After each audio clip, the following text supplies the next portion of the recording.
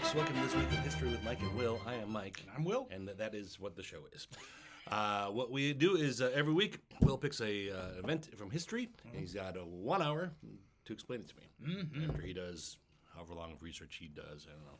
Usually a few days. Days of research. It depends on the thing. If I know a lot about the thing, Distill less down time. 1 hour. Yeah. This is a lot. Well, So I'm going to talk really fast. let's get started then. Okay. So today we're discussing Simón Bolivar, See the birth of, the death of. the death of. The death Okay, of. well, The something. death of.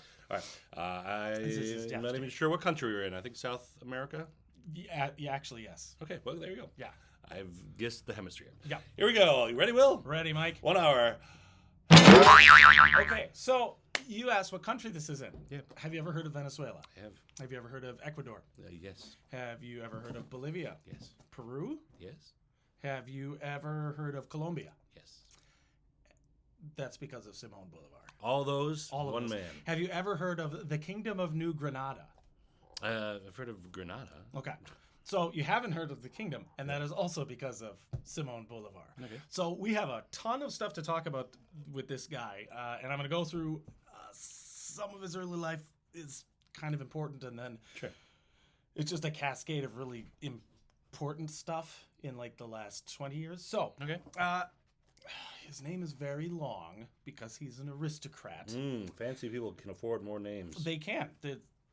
That really is, I think, what it is. You can't afford the bigger plaque with your name. Yeah. So you're just like, his name's Jim. So his name Poor is Jim. Simón José Antonio de la Santísima Trinidad Bolivar y Palacios. Fantastic. And he has this fancy name because he was born in Caracas to a wealthy family who were descended from Spanish nobility. Okay. So he's born to wealth. Unfortunately for him, his parents were both gone by the time he was 10. They died of illnesses. Sorry.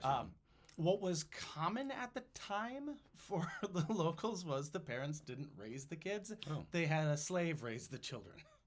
So he didn't miss them much then? So he didn't miss him as much, but he sure missed the slave lady who raised him because once he got older and the parents died, he got shipped off to live with family. Oh. Because they were all vying for the family's wealth. Ah. And he got just kind of treated as the avenue to an inheritance, which built up some enmity in him. Apparently, he loved the woman who raised him very much, this slave woman. She was like his mother and his father all rolled into one. Okay. I wrote down her name. It was... I didn't write it down. I should have written it down. I think it was like Hermia or Hermia. It was Hermione? It was given to her because like you didn't give a slave name their real name. Oh, sure. It was a Greek name, like a kind of a Latinized Greek. Yeah. But apparently she looked out for him. She taught him a lot of stuff, helped educate him, and this is what I feel helps kind of give him a more humanistic approach to people, because if he'd been raised like a straight aristocrat, he would not have done some of the things he does later on in his life. He knows what it's like on the streets. He knows what it's like to be just To know treated someone. like garbage, you know, like this is a slave woman, and she took really good care of him. Like this is, you know, I'd try to think of it as like, if I was a slave, I'd be like, well, I'm drowning the master's kid today. Like, come on, Simone, it's swimming lesson time. Oh, sorry, senor. He drowned in the river and he got eaten by a crocodile. Remind me never have you watched my kids. Not if I'm your slave. A terrible idea. But apparently she was this wonderful person and helped raise Simone. Now, when he got older, he, like I said, got kind of kicked around and sent to live with different people, largely because he was rebellious and he would just run away. He didn't want to live with these people because they sucked. He's just like, you guys are jerks and you only want me for my money. You don't love me. You're not my mom. You're not my dad. And you're not the super sweet slave lady who raised me. I'm on out. Eventually, it just got to be too much, so they sent him to Spain Oh, okay. to be educated. All right. Is that where he's from? No, he's from Caracas. Caracas is in South America. Oh, I see. So I think it's Venezuela. It's the capital of Venezuela, I Got think. Or Bogota is the capital of Venezuela. But Caracas is down there. No, Bogota is Colombia. Caracas is Venezuela. I should have Look that one up. I Yeah. should probably know that if I'm talking about the region he operates in. I was like, nope, it's not Bogota because Bogota is Colombia. Sure. So. But he goes there a lot too. And right now, that whole region is part of what's called the Kingdom of New Granada. Ah. New Granada is basically the Spanish own this whole chunk, and they have it split up into chunks. So like Venezuela is like a province within New Granada. Got it. It's confusing because there is a Granada Yeah. that's much smaller Yeah. in Central America, and then there's also a Granada in Spain, which was also a kingdom of Granada. Mm. And this was the new one. This is the new one. Yeah. This is technically considered what's called a viceroyship. So a viceroy is like a regional governor who's connected to royalty. Okay. So this is a crazy time. So he was born in 24 July 1783. So this is the end of America's Revolution. This is the French Revolution has happened. Yep. And now we have in France a particularly brilliant strategist and tactician by the name of Napoleon Bonaparte running around wrecking everything. And He was after the disrupting status. revolution? Why do you think he was before the revolution? Well, he was born during Born of the revolution. born of the revolution. But he's a product of the French Revolution. Yeah, okay. He was an officer in the military who worked his way up from like nothing Sure. and then gained prominence. And then, well, it seems everybody who is in charge has been decapitated and I will take over. Hello, France. C'est moi. Bonjour, I am a Napoleon Bonaparte. I invented this cigarette and kicking butt and taking names in the name of France. I think some of that's true. Also, I think I can take over Russia. And that was wrong. There we go. So, But that has nothing to do that with has today's nothing story. to do. It does actually because Bolivar really respected Napoleon. So when he gets sent to Spain, Spain is one of the many countries Napoleon's like, I conquer you. And he fights everybody Yeah. because he didn't just go to war. He went to war with all the things, and he did amazingly well. If he just picked them one at a time, he might have actually. We'd all be speaking French, and smoking. But Sure. he thought that this guy was kind of a man of the people, rose up from nothing, Yeah. became powerful, and he's this amazing general, and he also wants to disrupt the status quo, and Bolivar's like, yeah, That's my guy. I hate the status, I'm part of the status quo, but I also hate the status quo. Yeah. No. Because Bolivar gets treated pretty badly because he is a half-breed by Oh, yeah. European standards, A because mudblood. he's been nativized, and Yeah. he's descended of like the rich whites, but he's darker, so he's treated badly by the Spaniards. Okay. So he's in Madrid, and he's got family who are in the court. So he's front and center to seeing royal decadence. And this is when Spain is no longer the empire that it was. Spain is kind of like this. They conquered all the stuff, and they never really kept up with the way the rest of the world was keeping up on things, and they kind of fell. They're like falling to ruin at this point. The Armada.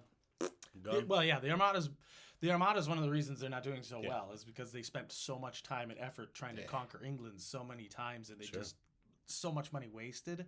It caused a generational collapse, and also they lost like esteem, and everyone like, oh, Spain's not invincible, and all this is going on. But the monarchy is still thinking like we're the best ever. Meanwhile, in France, they're getting their heads chopped off. And England is like, well, we just lost our colonies in America. Yeah, so it's like So as far as monarchy, they're doing Spain's like, hey, we're doing could be great. worse. It could be worse. Could be worse. Yep. We still own almost all of America. And our heads. Yep. We got our heads. So we got some money problems. It's fine. It's fine. We'll find the fountain of youth, and we'll be ready to go. Yep. If they would just hurry up with that, we'd be great, and we wouldn't even have to worry about the head thing. Maybe we'll be immune from decapitation death. Or he'd just be like a head. Ew. That would be awful. So Bolivar is seeing these people and how they pick like court favorites. Yeah. So there's a point in his life where a friend of the family is a court favorite. Yay. Except then he's no longer a court favorite because he starts plotting like a rebellion to overthrow the monarchy, because this is very popular right now. They find out, they kill that guy. So then Bolivar's family, being connected to it even, they're like kicked out of court. Oh, jeez. Just because they knew that guy. And then apparently Bolivar got in trouble because... You bring this trash into our court. Yep. You out, too. Yep. Apparently Bolivar got in trouble, too, because he wore diamonds in court. Oh, come on. You're not allowed to do that unless you're the monarch. Oh. apparently. Okay. Too shiny. So he's a man of the people who's pretty flash. Yeah. He's a flash guy, apparently. So yeah, there was some kerfuffle about that. So he's like, fine, you guys are. This is so stupid. He leaves, and he's a little frustrated by all of this stuff. In 1799, he meets his wife, or future wife, Maria. They get married in 1802 and decide we're going to go back to Venezuela now. Maria. She promptly contracts yellow fever and dies in 1803. So they're married Maria, like we 6 hardly knew ye. Really, yeah. They like I'm reading about this and like, oh yes, his wife, and I was like, oh, she's going to be important to the story. That's great. No. Watch out for those mosquitoes. Yep. After this, he's really not happy that his wife is dead, and I thought this was really nice. He leaves Venezuela and plans a tour of Europe, but his first stop is to go to Madrid to console his father-in-law. Oh, to spend that's time nice. with him, to be like, Oh, what a guy. this sucks, and Sure. I'm sorry. And Yeah. Sorry.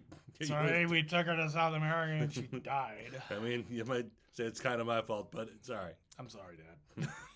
So he feels really bad about this. And with all of the stuff that happens because of, he's now a widower, and he went back home to Venezuela to see what that was like. And then he comes back to Europe and he's seeing all of this madness of the war with France. And Spain has gotten really concerned because Napoleon is just wrecking face. And during this time, Napoleon makes himself an emperor. In 1804, he says, I'm the emperor now. Aha. Bolivar loses a lot of respect for Napoleon at this point because Oh. he's an anti-monarchist. He Yeah. doesn't like the monarchy, so he's like in awe of Napoleon, but at the same time, like, dude, I thought you were cool. I thought like you were not down with the monarchy, thing. like there's rebellion and stuff. Like I wasn't until it was me. yeah, and Napoleon's kind of famous for I'm doing it. I'm the emperor. Yeah. So Bolivar's like, never meet your heroes. Yeah. Because he was in Paris during the time, and then he's like, this sucks. So he leaves, he tours to Rome. He just kind of travels around, and this is during the kind of the Age of Enlightenment. So there are all these high concepts, and this was a time between like 1715, which was the formally recognized Age of Enlightenment is from when Louis XIV of France died in 1715 to 1789, which is the start of the French Revolution. Okay. During that time period, a bunch of humanist writers and Enlightenment thinkers came out into the forefront. Sure. This is right after like the scientific Reformation and guys like Francis Bacon and John Locke. Well, I know he's dead, but it would have been depressing to find out the Age of Enlightenment started because you died. Finally, that guy. Well, now that he's dead, get some we ideas, can boys. finally get rolling. Well, he is the jerk who made wigs popular, so we can finally think without these on. exactly. All this weight and fake hair, just making the thinking. All right. So- Sorry. All right. So he's raised, though, to have these Enlightenment thoughts. And this is the concept of, like, liberal thinking where we can have Affordable housing. Free affordable health housing. care. Well, the idea of liberal thinking back then was, not having a tyrant king. Baby steps. Equal rights, social change, economic reforms. Equal rights? I mean, to nowadays is still... Equal rights for everyone? Yeah. Everyone? He believed in abolishing Even the- slaves. even the women? He believed in equality. Okay. I don't know about his thoughts on women, actually. It didn't... He stopped an invasion once because he wanted his girlfriend on board his ship. Who's this? Simone Bolivar. Okay. They just said a lover. He wanted his lover to get on the boat. So he waited a day. Could have been boyfriend. Could have been a boyfriend. It did just say lover, so Yeah. could have been a boyfriend. Anyway. Don't say that in South America. You'll probably get beaten. This guy's hero worship. They don't watch. They don't this watch in this South show America. I don't know if we talk about Simone Bolivar, that might pop up. Hola. Yes. But no, so Simone Bolivar is traveled Europe. He's seeing all this stuff going on, but he's got this Enlightenment concept of thought. He's melded between I was born into wealth, but also treated like a nothing and a nobody. Yeah. It's like this Cinderella stuck in the house kind of with all the rich people, and he's like the stupid kid nobody wants to talk to because he's not one of them. And then he had this insight into what it was like to be a slave because he was raised by the slaves. And then he gets kicked around when his parents die, and there's all of this happening. Then he loses his wife at a very young age. He's only 18 when she dies. She was 3 years older than him. And then seeing everything going on in Europe with these rising empires and collapsing monarchies, he's like, this is nuts. But it gets his brain working more towards this popularist theories of uprisings and taking out the monarchy. Okay. So he doesn't. So he does not like the monarchy. He's got personal issues with how it has worked. He doesn't like the aristocracy. Actually, to help like curb his rebellious nature for part of like how his family got kicked out of court, he was like sent to be in the military, so that he would learn discipline and be part of this honorary militia thing. And he's like, fine, I'll learn that. Okay. Well, this is going to end badly for Spain because he takes all of this training and goes back to Venezuela where he has these ideas of maybe we shouldn't be Spanish anymore. Oh. They're busy. They don't care about us. Mm-hmm. And this whole thing is just a mess because of these monarchs and this absolute power crap. He even has a problem getting back to Venezuela. He can't take a Spanish ship or it'll get sunk. Oh. There was the Battle of Trafalgar between England and France. Mm-hmm. And it's this very, very famous battle. They built a square after it. They did. They built a whole square. We'll talk about that It's only someday. this big. Yes, we actually will, because it's pretty fascinating thing. But not today. But it is not this day. We're not talking about Britain today. But because of this, it caused huge problems with shipping. You couldn't just travel, so he had to take an American ship to America. Wow. And while he was there, he just stayed there for like 6 months just to kind of go, oh, well, I'm here. And then he had to travel from America to Venezuela. He couldn't take like European shipping because it was just a huge mess. And there was huge risk involved depending on the royalty you followed. Right. So he goes back to Venezuela, and it's not great there. Like it's the Spanish run things, like it's this monarchy, but they treat the locals like trash, like because they're colonizers. Because that's what people always do. Yeah. It's they're foreign people who are ruling over this, and they're treating them like trash. But the Spanish are the foreign people. But they also treat them like the dirty foreigners kind of a thing. And it's like, yeah, but they lived here first. Nope, dirty foreigners. It's great. At the same time, there's a fellow. His name is not English. I don't know. I'm using that accent. No. His name is Francisco de Miranda. He is this fellow right here. Oh. He is. Did he have some rights? Well, he definitely believed in rights because he fought in every revolution. Okay. He was part of the American Revolution. He was part of the French Revolution. And now he wants a Venezuelan revolution. He just likes revolting. He apparently just likes to fight people. Okay. He was so he didn't get to take a hugely active part in the American Revolution because Spain didn't have as hugely active of a part in it. Okay. But Spain was not happy with England at the time, so they supported American independence through financial stuff. There were some battles that they took part in, raided shipping, things like that. Miranda helped gather supplies and financing for that. And then in the French Revolution, he was like, yeah, this is also cool. Like, let's kill the monarchs, overthrow the monarchy. This is wonderful. He took part in active fighting. He was obviously not on the royal side. And he helped to make sure that France became its own independent country. He was part of that. He wasn't like as big of a mover and shakers like Danton and Robespierre, who were the main voices of the people, kind of a thing. Yes, Robespierre. But he was definitely involved. And then he took all of this. He's learned how to soldier. He learns what it takes to cause a revolution. And then he goes back to Venezuela. And he's like, I'm going to make my own country. This is great. Not my own, but we can do this here. So he starts building this concept. And he's considered like too radical by the other revolutionaries who are like, well, we could just have like our own thing, but we don't have to be in opposition to Spain. And he's like, could we have a revolution without the fighting? what? Could I? He doesn't quite agree with them. So Sure. he winds up eventually going to Britain to basically sue for their case. Like he wants British help Okay. to fight against Spain. He's gonna go back to Britain. Yeah, well, this Miranda fellow does. Okay. Well, then Bolivar is living in Venezuela, and he is considered extremely radical too, because he's like, we should be taking up arms and fighting against Spain. Why are you guys not doing this? And all of the gentry are like, if we do that, we might like get our crops burned and lose our land and not be as rich. And he's like, and Yeah, I feel like it's easier to convince though a group after 2 revolutions. Yeah. You're like, see how it worked in America and in France? Yeah, and it did. Yeah, and they're still like, nah. And Spain is the weaker of the 3 groups. Yeah. Like if you at the time, These revolutions are getting easier. it's like, yeah, dude, the hardest one was against the British Empire, and they beat it, and they're just a bunch of yokels. Yeah, we can do better. We can do that. They're just as far removed, and Spain cares even less about here, and they have even less control than the British did, and they don't have the mighty military and fleet. Let's go, boys. And they're like,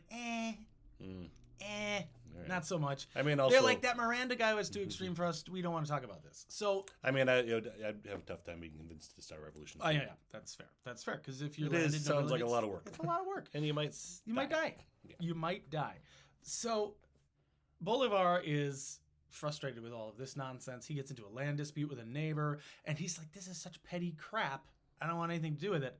But eventually, Venezuela does act, and they're like, "All right, we're done with this crap," and they have a coup. In 1810, they have a coup where they replace the regional governor, and they set up a junta, and they say, "We're in charge now." They set up a who? A junta. A junta. A junta. I always call it a junta, but I think it's a pronounced junta. Yeah. It's J, and it's Spanish, so junta, and that's junta. It is basically a militant leadership situation. These guys took power, and they're like, we're the boss. It usually involves a suspension of civil rights, but considering nobody has any rights under Spanish rule, Well, this is easy. it's not so much an oppression, it's just a lateral shift in leadership. We just want to say we're doing something. Yeah. So Bolivar and his brother's involved in this as well. Like they call brother? Bolivar brothers. No, the Bolivar boys. Bolivar's boys. I think his name is like Juan Emmanuel. Oh, nice. He's not as important than I. Apparently not. Since He it's just the first kind of time you brought him up. He just kind of fades in and out of the stories, and I'm like, what? You didn't talk about him for forever, and I'm like, he's got a brother. Yeah. Okay, fine. Well, he doesn't go on to do what Simon Bolivar does. So Bolivar's out of the city when this happens. So he's like, you guys didn't even call and tell me? You didn't send which Bolivar? Simon, the only Bolivar who matters. Got it. But the Bolivar boys are not in town when the coup happens. Oh, okay. So Bolivar comes rushing back, and he's like, what happened? I've been the one saying we need to coup Yeah, wait till I'm gone. for years, and you guys do it when I'm out? Okay, what can I do to help now? Yeah. Give me something to do. Yeah. And they're like, well, you could go to Britain and sue for our case to go and have independence and talk to Britain. You could be our diplomat, our official representative of our independent Venezuela. When you go there, don't talk to Miranda. Okay. We do not want you to talk to him. Don't talk to him. I think he's going to talk to him. Guess what? Yeah. The second he gets there. Oh, I promise I won't. He says, okay, fine. The second he gets to London, he finds Miranda, talks to her like, dude, I'm a huge fan. Let's talk. I know I'm not supposed to. Because Miranda knows everybody in London. He knows all the movers and shakers. He's been doing this kind of thing forever. He's been working on revolutions for 20 some odd years. He knows all the people. He knows all the players. He's been befriending merchants and members of parliament. And he's like, here's who you talk to. Here's what happens. Here's the paperwork you have to fill out. Here's everything you have to do. Go to us. He helps set up a meeting with this fellow named Wellesley, who's like the foreign secretary. Wellesley. And Wellesley says... Sounds rich. So rich. I think he's a Viscount. Viscount. Viscount. Okay. Viscounty. Junta. And Viscount. He says that we can't have a deal with Venezuela because it would cause a problem with Spain. I'm like, well, but Spain sucks, and you guys don't even like Spain. Like, yeah, but it would cause problems with Spain. So, yeah, I mean, it would cause problems. I mean, we cannot support a branch of their nation splitting from them and have things be okay. Okay. So Bolivar is very annoyed by all of this because he's like, you'll go fight everybody else, but you're not going to support. Oh wait, why would Britain ever support independence? Sure. By a colony? So it might be like Britain's still a little chapped about that. Maybe, yeah. So Simon had two things to do. One, don't talk to Miranda. And two, convince, and he failed at both. He failed at both. So far, he's a failure. Good. He talks to Miranda though, and he's like, "So, you're pretty cool, and I like your ideas. Why don't you come back to Venezuela with me? But don't tell him I told you. And we'll make this work. Okay. And you know what? Screw these guys. Oh, okay. We don't need Britain. We'll do this all on our own. Okay. They go back to Venezuela. How are they received? And they take over. Oh. They're encouraged. They're not like, they don't kill everybody or anything, but they're like, you guys, okay. Well, so Britain's not helping us. Okay, there's only so much you can do. They leave some guys back to keep trying to talk to Britain, but they're like, no. So this is what's going on. Britain's not going to help us because they're trying to, because whatever, work with Spain. Because they're Britain. Because it's like they don't like rebellions for some reason. somehow they're still chapped. They're a little miffed that America is a thing. Apparently, all right. Meh. That's just his attitude. Meh. Right. Stupid Britain. But how are they received though? Or was that not a deal anymore? Like, don't talk to Miranda. Well, it's like becoming hey everyone, they're kind not gonna help of. us. It's Also, kind of like look who I brought. Look who I brought back with me. Well, it's kind of the cat's out of the bag anyway, so you may as well. He wasn't supposed to because they figured it would like make him angrier or inflame him or give him a different view on things. Okay. He did it for a very pragmatic reason of I want to know everything that's going on, and this guy knows everybody. Okay. They also thought because he's considered such a radical that associating with him would undermine Venezuela's cause for independence, which is silly because they just had a coup and declared independence. There's not really anything more radical than that. That's true. So Bolivar comes back with Miranda, and Bolivar doesn't want to be the boss or anything. He's fiery and wants change, and he thinks Miranda is the guy who should do it. Okay. So Miranda eventually gets set up to be the leader of this rising rebellion. They get rid of the junta and decide, all right, Miranda's in charge as like the commander of the military, and we actually don't want Bolivar involved too much. So Bolivar gets like sent to a lower role. Okay.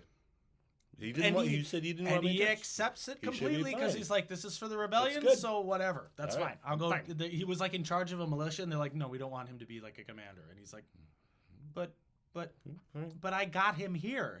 I'm the reason." Nope, we don't want him. Okay. Fine. I don't know why everyone's hating on Simone so much. He hasn't done anything bad. Yeah. But yeah. So Miranda leads this rebellion. Unfortunately, they take over at a time that's really not great for Venezuela. Is there a good time for a revolution? Is there another time it will work better? There are ripe moments, right? This was not it. You have a class of white citizens who feel completely ignored and treated badly because they are white.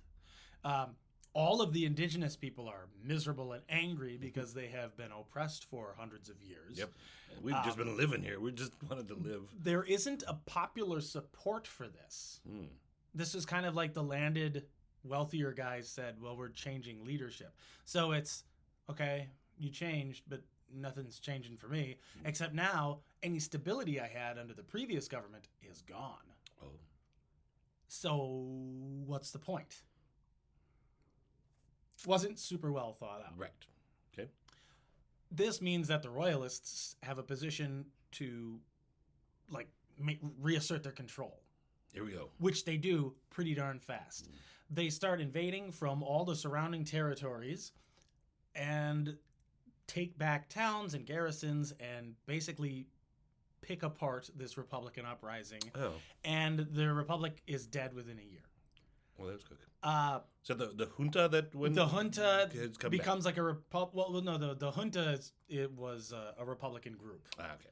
And then they transitioned into what was going to be this full-on republic now that they had like proper leadership, and they just never really built up popular support because they basically alienated everybody. Yeah, they had. You got to win the propaganda war too. So they've got all the firebrand guys who are like, throw the Molotov and start a fire and shoot the bad guys. Yeah. But they don't have anything really beyond that, and it's usually like kind of wealthy people who just want to own more stuff. Sure. And that does not sell well with everybody else, specifically the wealthy people whose stuff they would be taking and the poor people who would just have their lives be uprooted and made miserable by Poor people who are always the victims of the rich just waging war against other rich people. So they don't like that. And this republic winds up collapsing. Miranda realizes things aren't going super well, and Bolivar is off fighting. Like, he was given a task to go take this fortress, and he goes off and he's doing that. He's fighting. He takes the fort, even though a royalist betrays the city and then like starts using the fort to bombard itself, which is awful. That's weird. But Bolivar's like fighting this out. He's almost like the classical like guy standing on the ramparts with a flag, like, let's do this. Ah! Miranda decides the Republic's doomed, and he's going to capitulate. Oh. He tenders his resignation and passes leadership on to the next guy, and he goes to a town. Without, like, consulting... Bolivar is incensed by be this. too. Gets his buddies together, like the other leaders of the rebellion, and they capture him, try him for treason, and throw him in prison. Oh, hell, just prison. Then, the town that they threw him in prison in becomes a royalist city again. Uh-oh. So they've got this leader from the Republican group in their city, and they just go, hey, Spain, you want him? Oh. And so they send him to Cadiz, which is in Spain. So Miranda's like, he basically betrays the rebellion. Yeah. The rebels arrest him and throw him in their jail. Yeah. Then the owner of the jail raises the, it's like you see the flags just shifting. Yep. It's like, we're the rebels. Well, we want them to be Republicans. And then Bolivar shows up. No. We're throwing this guy in jail. And then it's Spanish again. They send him to Cadiz. A revolution is not a thing you can retire from. No. And revolutionaries start tend to not be super calm. Yeah.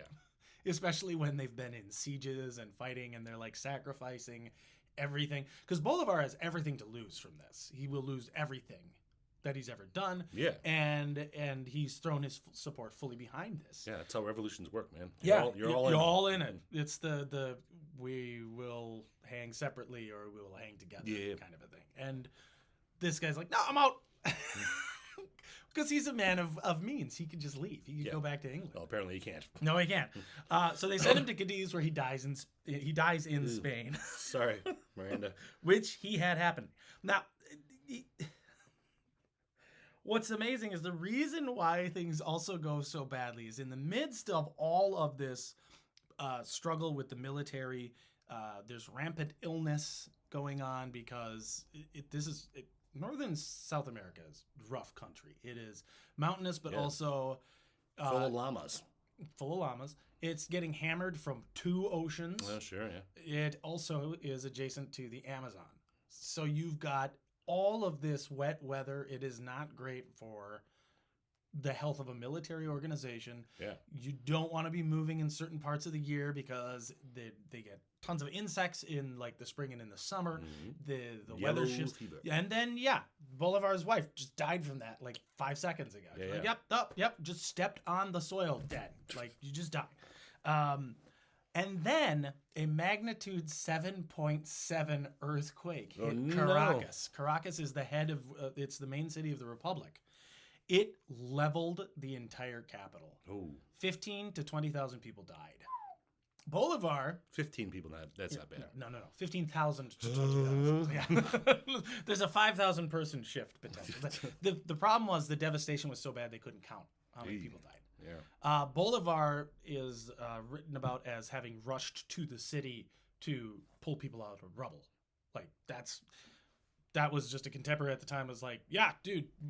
He went running in with some of his guys, and they just started pulling people out of the rubble. And then people who died, they still had to remove them from the rubble and bury them, because otherwise you get disease and plague. Yeah. So this aristocrat guy, who actually shows that he's rolls the sleeves up and he's involved in the revolution. He's there and he's like, this is a tragedy. This is like so the capital of the revolution gets destroyed by God, basically. So they're like, oh, nature just killed our revolution. I guess this isn't popular. So that's when I think that was one of the things that made Miranda just go, nope, we're done. Nope, God hates us. God hates us. Although, since it's the Age of Enlightenment, I feel like all the revolutionaries are like, there is no God. And then the royalists are like, no, there is God. So the two sides are like, Okay, maybe. Maybe one of us is right about this. I don't know. Or maybe We got to pray harder, boys. This part of the world has earthquakes, and sometimes horrible things happen for no reason. But yeah, so Caracas is basically destroyed. They lose their stronghold, and all these things coupled together, that's one of the reasons I think why Miranda was like, okay, well, I'm out. Okay. I'm going to go where there aren't earthquakes. Sure. So it's less of an irrational decision on his part. Still didn't work out for him. It still did not work out for him. But because of all these power shifts and everything, Bolivar has to leave. He has to go into exile. All the Republican leaders go into exile. Republican meaning people who support a republic, not political party like modern day America Republican. So if I use that term, I'm not saying Abe Lincoln is down there, fourscore, and we're going to shoot these guys. Like, that's where Abe got his start. He's got flintlock pistols. He's shooting. He's fighting. Good. I got to stop. We had a magnitude 0.0007 earthquake. Earthquake ourselves, yeah. Bumped the table. So there's this. He's got to leave to kind of. They got their lip bloodied, kind of a thing. Well, the whole republic fell apart. So he takes all this time to kind of reflect and go, this didn't go well. Why didn't this go well? What can we do better? How do we fix it? Because the republic may have fallen, but the concept of fighting for freedom from a monarchy is viable. It is important. It's necessary. But why? Why is it so necessary? How do I tell people about this? So he writes this letter, and it's called The Letter from Jamaica. Is he in Jamaica? He's in Jamaica. So he bounces around in the Caribbean a little bit. Jamaica is that France colonized that? Or England. England. England colonized Jamaica. So he writes his letter basically to England. It's allegedly he wrote it for a specific merchant, but he was hoping all of the UK would see it. And it's like a pleading for there needs to not be any more colonies. Yeah. Like, this needs to be done. These need to be countries. And until they're all free, none of them are free. Like, this is a problem. And it will only take 100 more years. Yeah. So England is not all about that. Yeah. They're not all about that. For a long time. And he says, fine, I'll look elsewhere. And he goes to Haiti. Now, Haiti has just had a successful rebellion. Hey. They had a slave uprising and now run themselves. He meets the president of Haiti, whose name is, I wrote it down, Alexander Petion. Petion? P-E-T-I-O-N. Petion. He's French. Yeah. French name. French name, so ignore most of the consonants. Yes, exactly. Petion. They meet on the 2nd of January in 1816, and they get along famously. Like, they're like, dude, you're talking the same language. It's like you're in my head. Yeah. Yes. Plus, we just did a revolution. We just did a revolution. We could do this. But this letter that he wrote in Jamaica is kind of like his manifesto, his Declaration of Independence, because this talks about building up nations, and then having like confederations of nations. Confederation of nations. Confederation. Confederation. Yeah, That's good. Confederation. We like Confederation. Confederation. We like that. And because he gets Haiti's backing, that's another country. That's all he wanted. He just wanted international support. Oh, Hades, not Hades. Not Hades. Haiti. So he is able to build a base now. Build up a base of people, not necessarily a location. And then he finally is able to go back to Venezuela with this international support. Before he does that, he has like a gathering of all of the former leaders of this republic come to Haiti, and they talk about what they're going to do. We're going to do things differently. We're going to have more organization. We're going to have a plan instead of just going, because that's not going to work. Yeah. We're going to train. We're going to build up our troops. We're going to gather money. And now we have some international support. This is how you do a revolution. They go back to Venezuela, and immediately the fighting starts. They're like, this. We need to claim a piece of land and hold it, and that needs to be made into our capital. Can't use Caracas anymore. Nope. Rest in peace. It's a little dusty here. It's a little dirty. Pardon our dust. Pardon our dirt and our no roofs. The rainy season actually probably got rid of most of the sure. dust. Okay. That's good. Right. Plus, they only lost 15 people, so That's true. During this time, a bunch of people try to kill Bolivar. Oh, sure. Assassins come from all over the place. People don't love success. At one point, he gets in an argument with another leader, and the guy tries to kill him with a sword. His manservant tries to kill him and kills his head of like the money of the finances instead. I counted just like 5 assassination attempts. There were probably a lot more. It's when you know you're doing something right. Doing something either very right or very wrong. Yeah. All a matter of perspective. Yes. In this, he's honestly trying to get these people their own country. So I'm like, oh yeah, this is the good guy. Simon Bolivar is the good guy in this because he's like monarchy bad. Okay, absolute rule bad. But what's wild is, as opposed to absolute rule as he is, everybody nominates him as the supreme leader. That's the term they use to run the thing. And he's like, oh my God, this is what we're fighting against. Don't call me that. But if he's supreme leader, then he's in charge and everyone has to listen to him so he can get stuff done. Okay. So he uses the title that they give him. And then they made a mug and everything. They did. So he invades Venezuela and fights. They take the city of Angostura. Ooh, that's where bitters come from. Is it? I don't know. But it's the name of bitters. All right, Angostura. And it is made their capital for now. Okay. They do this on 17 July, 1817. So he's moving and shaking. They have a series of battles where, like, the former viceroy that he's had to deal with before tries to invade, and he crushes that guy's army. And then he's like, well, I'll counter-invade, and I will attack elsewhere. And then he lost that battle, and then he got sick. Uh-oh. Bolivar gets sick a bunch. Okay. Usually sick means dead in a bit. Usually it does. Yep. And in this part of the world, tuberculosis is pretty common. Yeah. So it might be that because in the end, allegedly, that's what kills Simon Bolivar. Spoiler. But that's, this is a couple of years away. Right, but that might be what's going on now is because he gets sick and he gets sick bad enough where he has to take like a month off. So between his illness, losing this battle, and just trying to figure out exactly what they're going to do next, they take the next couple of months, they take the rest of the year so that he can build an administration within the city. So he's like, okay, I can do that from bed. We're doing good on the war and the this. What are we doing on administration side? Oh yeah, we should probably have a plan for when we win. Let's make a Congress. Oh, good idea. That's what he does. Yep. So for the rest of 1818, that's what he spends his time doing. Who are the smartest people you know? And get them over here. On the 15th of February, 1819, or the richest people you know, he has a speech to Congress. He talks about how we need to have a central government that is similar to what they have in Britain, where they have parliament and free speech. He talks about racial equality. Because one of the things that he talked to the president of Haiti, Alexander Pétion, about is any place that he conquered or invaded, he would free all slaves. There would be an abolition of all slavery.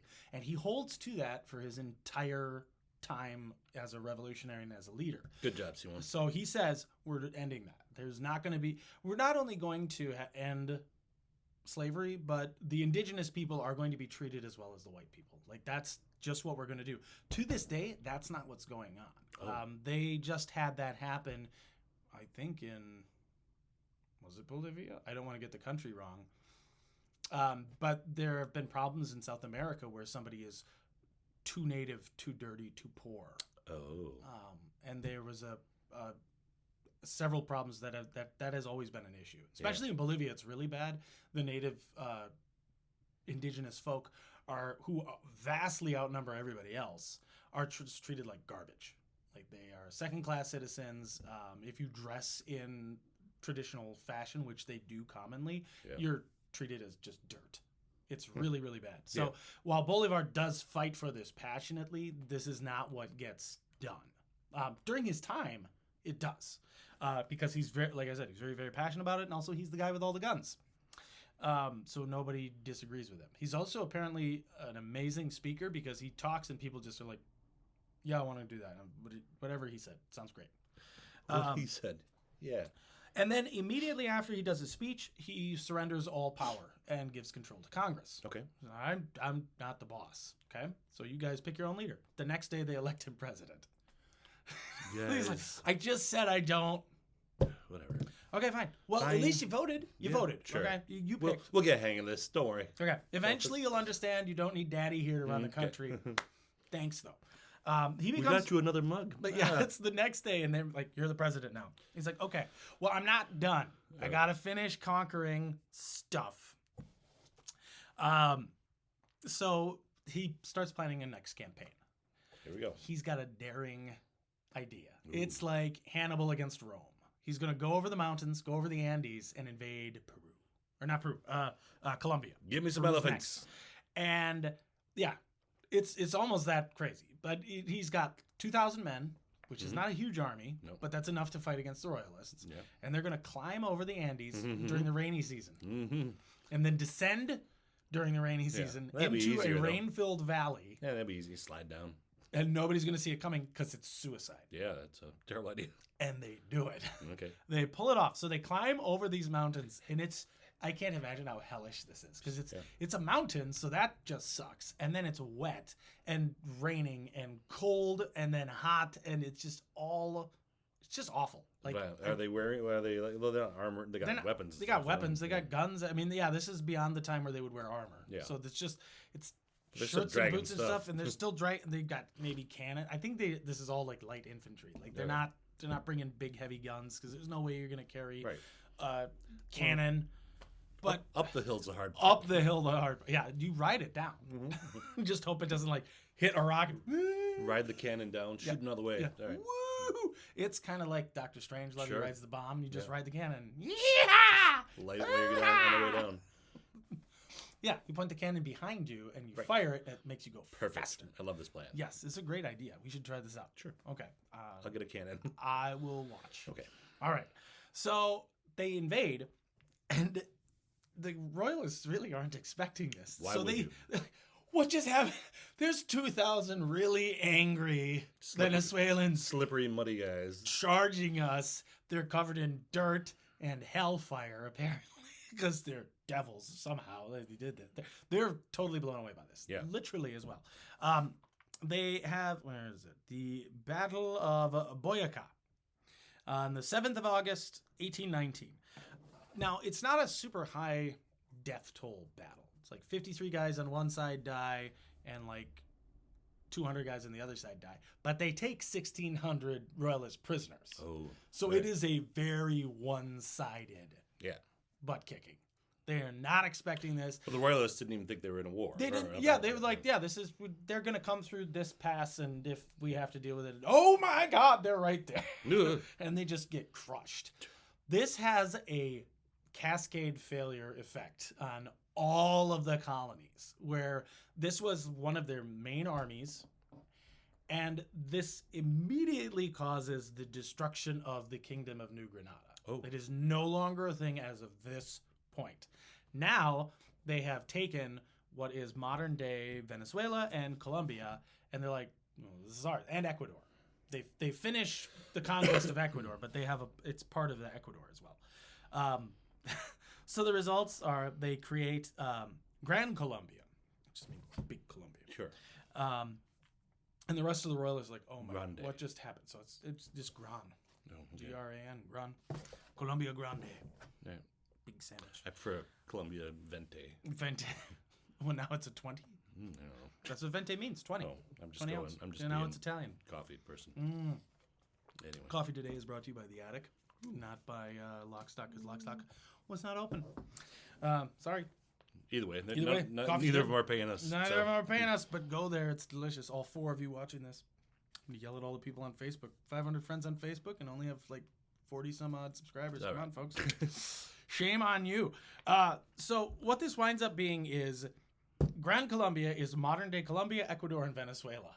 So now he makes this super country. Yeah. The royalists are all going, what just happened? Yeah. And he's like, yeah, mine now. You like that?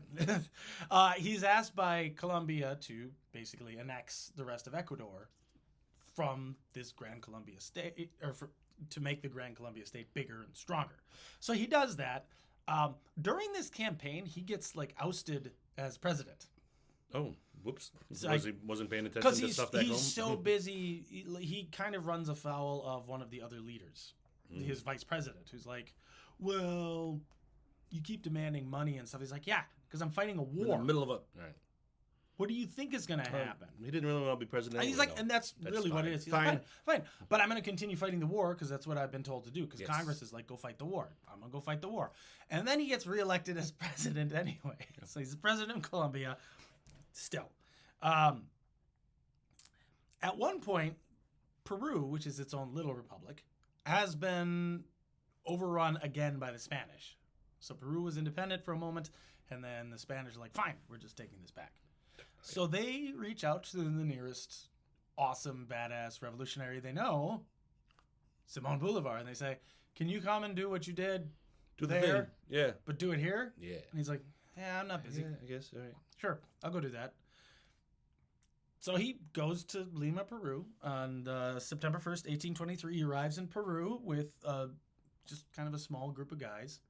At the request, he is huge parade in his honor. The people are freaking out. They're like, that's the hero! That's the guy. That's the guy! He did the thing with the stuff, and he fought the royalists, and he's apparently brilliant strategist, but maybe a little crazy. But are We'll kind take of it. crazy. He's Yeah, super right. passionate. And we love his energy. So this is great. This is great for Peru. And he immediately begins fighting the Spanish in Peru. He has some setbacks with his health again. Yeah. Some battles go forward and backwards. But the war of attrition they're going to win because the royalists aren't getting new troops. They're too busy with Spain or with France right now and Napoleon and all his stuff. Oh, okay. So they're not getting fresh guys. And he's just like, look at all these people who live here and are sick of your crap. Here's some guns. Let's go Guns shoot for the bad everyone. guys. All He eventually is named dictator. Like the old Roman title of dictator. Okay. You get absolute power to run things. And he's like, we're didn't fighting against this, okay? Like everybody's clear that we're fighting against dictators and absolute rulers, right? We all get this. And they're like, take the crown. Yes, do it. But someone's got to be in charge. All right. Okay, fine. I'll do it.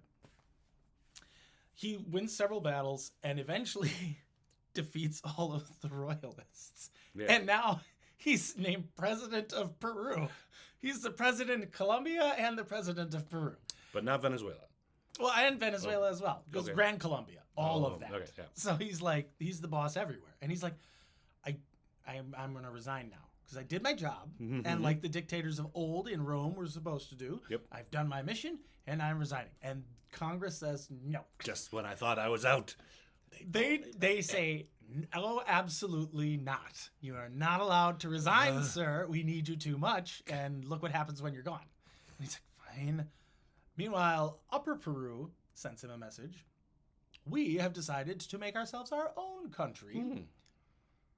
We are naming ourselves Bolivia after you. And he's like, wait, no. What? No. What are you guys doing? We also are making you our president. No, you can't be president in 3 countries. And like, also, we would like for you to write our constitution for us because you've done such a good job writing all these other constitutions that talk about the economic reforms and the social reforms and all these other things that you actually are trying to do. But because all the other revolutionaries don't agree with you, it's getting slowed down. But we love where your head is at. Come run our country. And he's like, okay, fine. So he goes. Has he ever applied for a job? Or just No, he just worked really hard, and then people are like meritocracy. All right. He's just so he goes to Bolivia, where they have created their own Congress, and in July of 1826 they ratify the Constitution that he creates. So he doesn't tell them to do it. He says, "Here's what I wrote. What do you guys think?"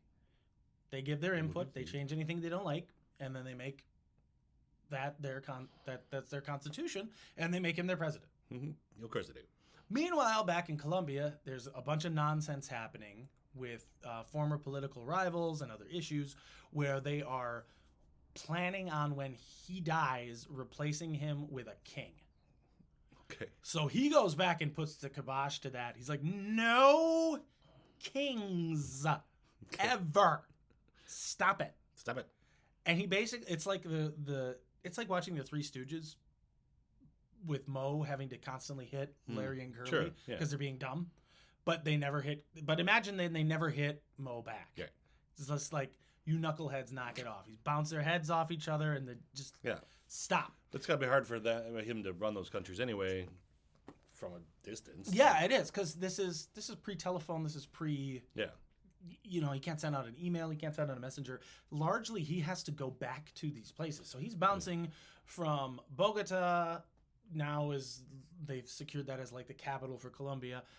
Then he's going to Lima. Then he's going to different parts of Bolivia to help establish that country. And he's having to go and do all of this. His calendar is booked. And this is the problem that he's running into, is the country is largely founded upon the guy. Right. Like, as long as he is there, things are working out pretty nicely. Yeah. This is why we don't want the second he's not in the monarchy. the second he's not in the room, there starts to be factions and infighting. And he's dealt with this factional crap before. Back in the revolution with Miranda, there was another faction that he had to fight against because they were like, nope, this is how we're doing it, and we're going to make our own little kingdom. And he is staunchly opposed to this. He repeatedly tries to resign from his position. He's like, I don't want to be a king. I don't want to be a president. I'm a revolutionary.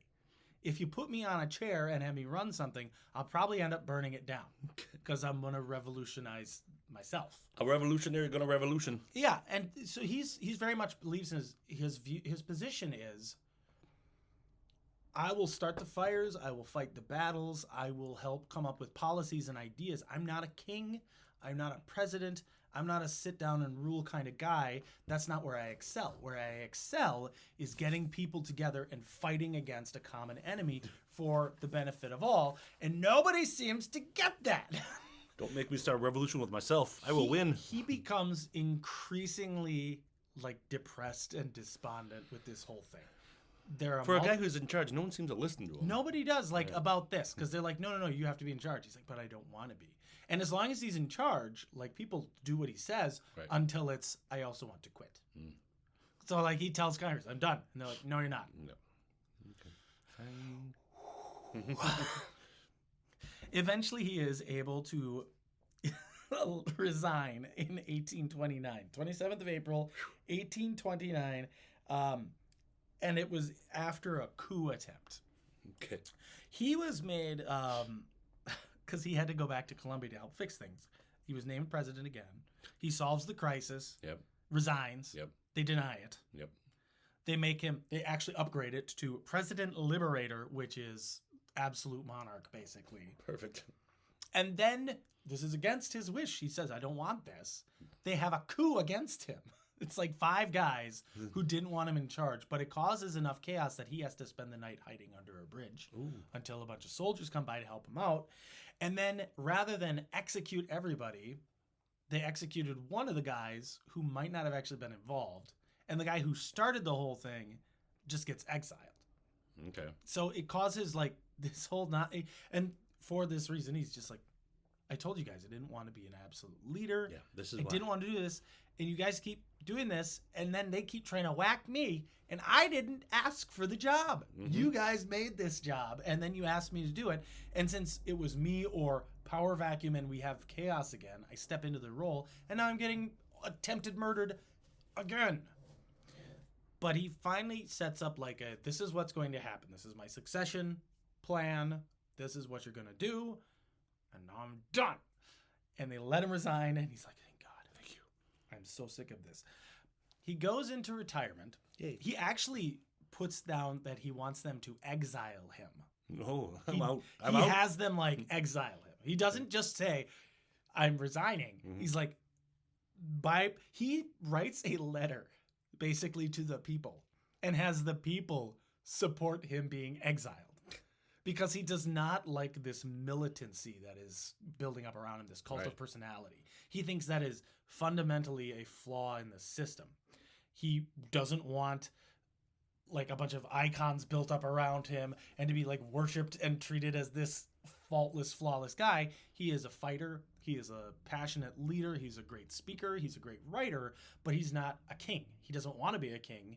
And the idea that they're building all of this around him is like offensive to him because it's going against everything that he actually believes in, which I think is what sets him apart from so many other guys is he's happy to fight and take the power and then give it away. Well, try to give it away. Tries. That's the worst thing is he's like, he literally cannot give away his power. He tries repeatedly. If it was just like a one-time thing, like when Caesar did it and he's like, oh no, I refuse. And like you have to take, oh no, I refuse. You have to take it. Oh, well, I guess I accept. And then he never relinquishes it. Right. This guy tries it like a half dozen times. Every time he's put in charge of something, he gives the power back to the people, or at least the Congress, and they're like, so, you want to be our king? No, I want to go home. You guys don't know how revolutions work, do you? Yeah. So he's like, if I spoke Portuguese, I'd be in Brazil right now fighting for their independence. Sure. Like, because his view is they have to free all of the colonies, and then all of the colonies should have basically a meeting of the minds and say, this is what we want for ourselves, the right to self-rule, and have like a unified alliance built upon fundamental ideas of individual freedoms and liberty, an end of slavery, and no kings. Right. This concept of this liberal democracy that is building up all across Europe. He's like, this is what we need in all of America, because he doesn't believe in a north-south divide. All of America. Yeah, everyone. You've got it in the United States. We're part of that. We're part of it down here now. Canada needs to be free from England as well. Like, it all needs to be free and running itself. And it's this radical idea, and the people don't seem to be okay with him retiring. But he finally got to retire. People keep asking him to come back into power, and he refuses. No. But he's constantly having to still go back and forth and talk to people and sort things out. Unfortunately, his health is deteriorating, and while he's traveling around, on 17 December 1830, he does die of tuberculosis. No. It's Got him. very sad. Now, his legacy he leaves behind, unfortunately, is this hardcore militancy that has been used by every dictator since his death to justify their rule. They're like, yeah, this is how it's everything he is against. Everything he ever wrote is against this. But because he's the guy in the gold brocade and the medals and he's fighting the war and all this stuff, every leader after him is like, this is what we're supposed to do. Oh. So they use this cult of personality concept. This is what Bolivar would have done. This is his view on things. This is how we do stuff. We have this military leadership, which is everything he opposed. Every time he ever took power, he immediately got rid of any kind of military leadership. The first time he was made president, he said, don't make a habit of electing military officials to be the leader. It shouldn't be the military that holds the power. We're just the sword that fights on behalf of the people. Don't put that in charge. It doesn't end well. So it's like his legacy is, he's considered the liberator of America. That's his title is El Liberator. And it's like, not just of one country, because he frees like 8 countries. Yeah. This guy didn't just free like one place. He's like, well, since we're doing it already, we may as well just keep on going. And he frees all of these countries. So he is this amazing guy, but his legacy is bastardized by guys like Hugo Chavez, who is a violent dictator, and Bolsonaro, who's a fascist, and other leaders throughout South America who have been like, oh yeah, look at him. He was this power-hungry guy. They try to glorify like his military. He was president stuff. of so many countries. He was running all this, and he was a dictator, and it was great, and people loved that. And it's like, but he hated it. He was opposed to that. He like violently opposed to that. He retired. He forced himself into retirement so that nobody could bring him back. And you guys use this as like a, they build statues to him, and because they want to normalize the militancy. Yeah. And they want to normalize the junta, and they want to normalize like this autocratic thing, which is never that was never his means of government. His means of government was always democracy. Well, that's even worse than what happened to Louis the whatever. The 14th. It's like when you died, we got enlightened. Well, when Bolivar died, we got dictatorships like all over the place. But yeah, it was amazing that he's a hardcore liberal democracy guy, fought constantly, and he didn't live super long. He wasn't even 50 when he died. Wow. 47 years old. Busy man. And he made a bunch of countries. Well, that is the life and times of Simon Bolivar. Simon Bolivar, and, that was legend. Yeah. learned a So lot. there's so much to talk about with that guy because Sure. each time he has a revolution, that's an episode. Sure. It's wild. Well, we may touch back on it might come again. back on If you have any comments or corrections, feel free to put those in the comments section. Yep. Also, you can check out our Patreon page. Yep.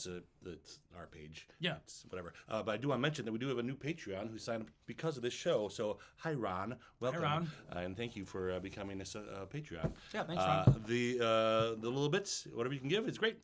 Yep. And it helps to support the show. If we get some more money, we'll get a better camera and a better microphone. Yeah, because that was something somebody else asked. I was going to bring a microphone today to try out. Well, another day. We're working on it. Right now, we're working within our budget. Yes, that's right. Yeah. Which is very low. Which is So next week we will be discussing the Devil's Brood. The Devil's Brood. I've been wanting to talk about this for a long time, and I finally picked a date that gets to talk about the whole brood. Okay, It's gonna be sounds to me like a horror movie from 1970s. It is. Well, But the 1170s. okay. All right. Well, that was this week in history. Thanks, Will. Thanks, Mike. We'll talk to you all next week. Later, guys. Bye.